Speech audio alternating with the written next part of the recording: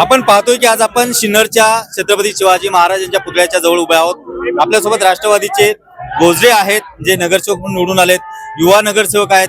काय सांगाल, निवडून आलात, काय प्रतिक्रिया आहेत? सर्वप्रथम सर्व मित्र परिवाराचे, सर्व नातेवाईकांचे, माझ्यासाठी प्रभागामध्ये धावलेल्या सर्वांचे खूप खूप मनापासून आभार। प्रभागाच्या सर्वांगीण विकासासाठी मी आणि माझे सहकारी ललिता हांडे आणि अजय गोजरे आणि नगराध्यक्ष पदासाठी असलेले उमेदवारांचे विठ्ठलप्पा उगले, आम्ही सदर पूर्ण शहराच्या व प्रभागाच्या विकासासाठी तत्पर असू, हीच आमची सर्वप्रथम म्हणणं। अगदी, पण या ठिकाणी खरं बघायला गेलं तर भाजपा आणि इतर गटाचा जो या ठिकाणी पराभव झालाय आणि तुमचा या ठिकाणी विजय झालाय।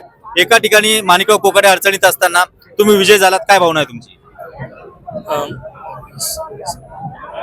या आत्ताच्या कंडिशनला बीजेपी याचं मोठं आव्हान आमच्या पुढे नव्हतं।